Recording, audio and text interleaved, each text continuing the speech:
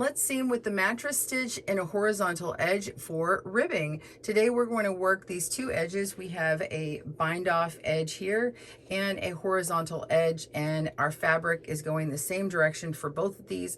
We're going to stitch these together so that it appears seamless. There will be a little bit of a bulk at the back in the seam, and it works really well for something circular like this cowl here. You can see I have my bind off edge and we have our cast on, and we're going to continue this pattern here. It does have some cabling, but it's mainly a ribbed fabric here. So let's do that today here on GoodKnit Kisses. Welcome to GoodKnit Kisses. We're all about helping you stitch your love and love your stitches. For our tutorial today, we're working with a couple of samples to show you in a 2x2 ribbing, but you could do this same technique in other patterns of ribbing. I just think it works out well to show you in 2x2, and of course it goes along with our pattern here. If you're interested in making this pattern, it's called a Squiggle Cowl, and you can get that link down below. We'll have a loom knit and needle knit version for you, and if you need a right or left-handed video tutorial, please click down on that video link description below and you'll see those. So for our samples here, you're going to need those plus your tapestry needle. I've got a contrasting yarn that I'm going to show you so you can really see that stitch standing out, and of course your scissors and everything. But if you want to make this sample, you're going to need to cast on 20 stitches, and I'm slipping the first stitch of every row because we do need that selvage edge over here. So we have slip 1, knit 2, and then we have purl 2, knit 2, purl 2, continue on, knit 2, purl 2, knit 2, purl 2, and then we have 3 knit stitches at the end to give you that selvage edge, and then when you come back you're slipping that stitch. So that's how we make that. Just make 2 samples, doesn't have to be very long, I don't know, a dozen rows or so, and you can finish off your bind off and have a nice long length here, and you're going to need about 3 times the width of your seam and then a tail. Now if you want to do it separate and put something on here like this, you're going to need 3 times the width of your seam and then a tail for both ends, so you know, about 12 inches or so, 12 to 15 inches extra on that. So that's how you're going to get those materials ready. Let's dive in and I'll start showing you the stitching pattern. We're going to begin on our bind off edge, picking this up. You have a nice long tail you can use with your tapestry needle. I'm going to put in a contrasting color, so you can work with either if you like. If you want a separate yarn to practice with first, that's fine, but when you're working with this other one, just ignore this first part of the instruction because I'm just trying to insert the needle in here. So ignore this piece here while we work this stitch together. So pick up the bind off edge, and we're going to look at the selvage edge here. So you have 2 stitches or 2 columns that you can clearly see, but then we actually have the selvage edge that's over here, and it kind of rolls to the back, of course. So we're going to actually go in between, so not go through the side of both stitches between the first and second stitch. We're actually going to go in the middle. So you're picking up that back leg of the stitch, and I actually like to go through this little bump here to really pull it right through the middle, and that's actually right where your yarn is coming out for the attached yarn if you're using the attached original tail. So pull this on through, get a nice little tail back here that you can manage. All right, so moving on to the next instructions. If your tail was attached, you'll just start right here. Go ahead and pick up your cast on edge, and we're going to go in between the selvage edge and the first stitch or the next stitch over. So you are going through the side of both of these stitches, so just kind of, it looks like this through the sides, so because it turns. So go up between the first and second stitch and pull through. Now everything is going to be adjusted on the bind off edge a half stitch, and so it's basically like a half stitch over this direction, and then everything's going to line up perfectly vertical with the cast on stitch. So the bind off is a half stitch over, and the cast on edge is going to be the whole stitch. So you'll see what I mean in here in a second.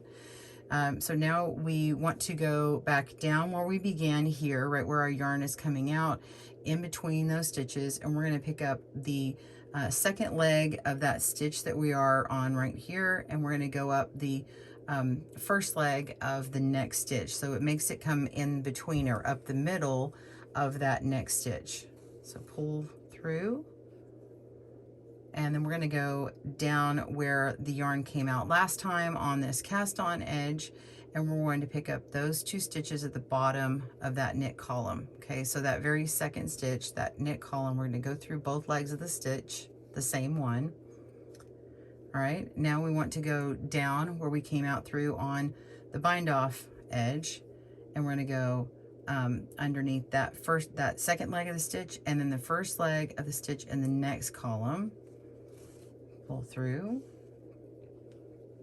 and you can see this stitch lining up nicely. It's going to look like a V when it's all together, and we'll actually end up pulling these tighter, and this will close up and you won't see that, but you can see how it actually imitates a knit stitch. So it's coming through the middle, going around. So now we want to go up top where we had come down before. You're just picking up both legs of that knit column. All right. And now we want to pick up the last stitch of this column here. And we're going to go underneath 1 stitch of our purl. Okay, so you can see in this part here that we've got purls coming up. Now, if you were using a 3x3 ribbing sample, then you would do as you did before, but we're moving on to the purl section. So I've got 1/2 of the leg of the stitch from the knit column, and then we're doing 1/2 of the leg from the next purl, and the purl's, you know, on the other side.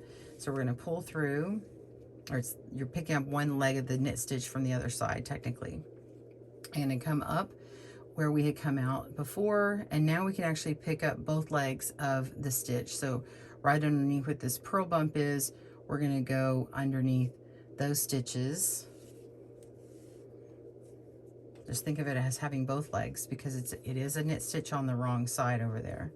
We're going to come down, and it's easier because we're coming right where we came out from before, and now we're just going to pick up what looks like 2 legs of stitch, but technically it's 1/2 of one, 1/2 of another. So pull through, and then go back up to where the cast on edge is, go down, go through both stitches for that purl, pull through. All right, now we're going to finish off down here. We're going to go underneath that last leg of the purl stitch and up the middle of the knit stitch, and we're back to one of these knit columns. Okay, go up to the cast on edge, go down where you had come up before, and go underneath those 2 stitches for that, or that 1 stitch, the 2 legs. Okay, coming back down, go in between and pick up both legs of each of those stitches, and we'll do this knit column. And I want you to see what this looks like. We're just going to stop here before we move on. You can see that these are lined up. It looks like these 2 columns right here continue on, and it does look like knit stitches right now, but we're going to pull that tight, and then you can see that these would line up once I get that in there. So let's see what this looks like when we start pulling it tighter. So we're just going to pull tighter to get these stitches cinched in here. I'm just going to go ahead and do that. There we go. So when I pull on that, it looks like those continue on, and the seam still has a little bit of a stretch, and you do see that it has a bump on it. This would be great for a shoulder seam. It's not invisible, so it is going to be seen a little bit on my cowl, but it is a nice continuous join here. All right, so continue this on. Again, what you do is you come down where you were at before. You're going to pick up the last leg of that knit column, pick up the first leg of the purl, and pull through, and then come up to the purl section. You're going to pick up 2 stitches of that purl, come down, and you're picking up 2 more stitches, which is 1/2 of each one. Come up, pick up that purl. Again, there are whole stitches up top and halves down below. And now we come back down here, we're picking up the last 1/2 of that purl and the first 1/2 of our knit column. And after you do, you know, 3 or 4 stitches, you can pull that tight and make that seam disappear. So you can see that even though I'm using a contrasting yarn, you can't really see that yellow. I mean, if I pull on it, you might be able to see it, but if it's worked in my cowl over there, you're not going to be able to see a contrasting color like that. And of course on mine, I'm going to work with the same color. I'll show you that here in a second and see what it looks like completed. All right, I have finished my seam on my cowl and wanted you to see what it looks like. It's nice and straight, and it looks like that pattern continues on. Obviously you can see kind of a dent in where that seam is, but it definitely lines up nicely, especially if you had a shoulder that you're working on that needs to lay right across there. And so this is nice and strong. You can see that the width looks like as if it was blocked out, and so once you block these, it's your cables are going to look really nice and blocked out, and you can see them really well. So you will need to block it after that, but that's what that looks like. So let me show you what it looks like when you come down to the end, in case you want that part of the tutorial. So I've gone ahead and worked my seam all the way across, and now I'm on the last section of our the last column of our rib stitches. We're going to come down and get this half stitch in here.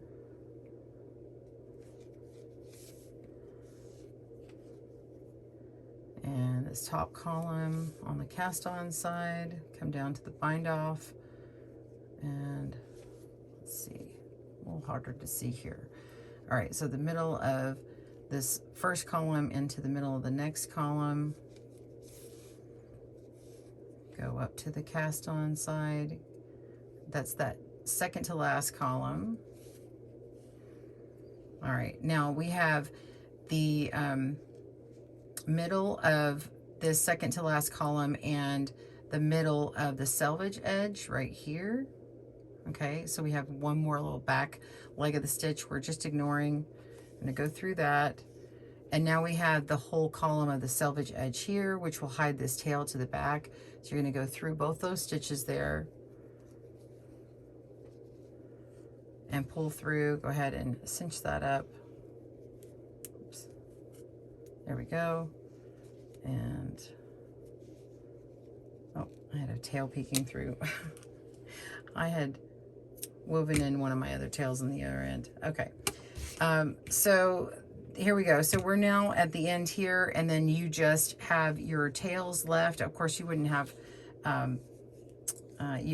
yours would match here, but now you can just weave these into the back of your seam or into your column stitch. I would just put them into the seam there because they're really just going to hide well. So that's all you need. I hope that's helped you here at GoodKnit Kisses, and enjoy more tutorials. Please click down below for more information on our channel and for more helpful tutorials and patterns. Have a great day, and happy knitting and crochet. Thanks for joining us today, where we help you stitch your love and love your stitches. See you again soon.